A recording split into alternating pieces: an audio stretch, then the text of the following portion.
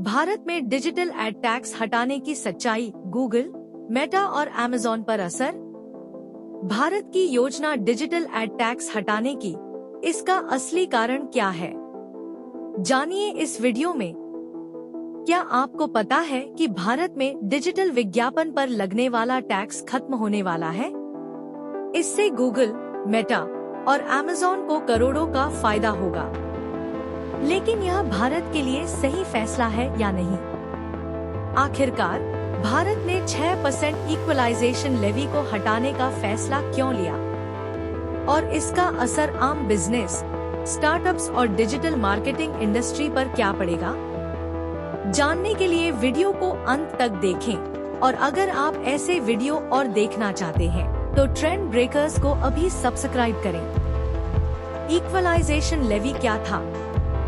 2016 में भारत सरकार ने एक इक्वलाइजेशन लेवी नाम का टैक्स शुरू किया।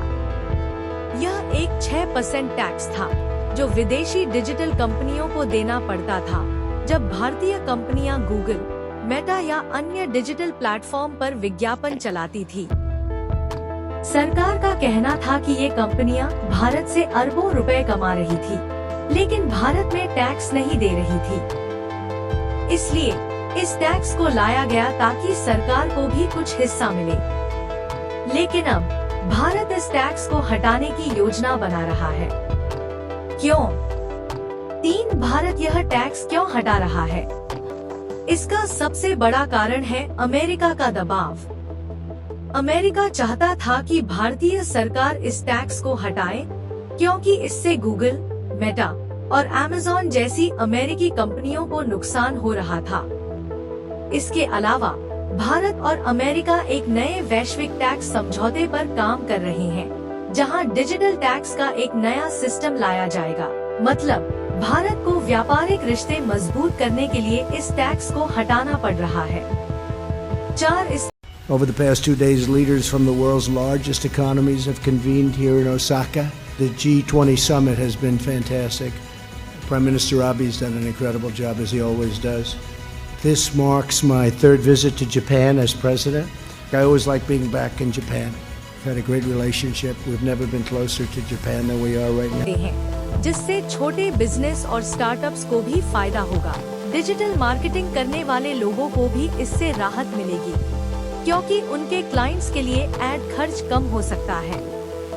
5. क्या इसका कोई नुकसान भी होगा? लेकिन इस फैसले के कुछ नुकसान भी हो सकते हैं।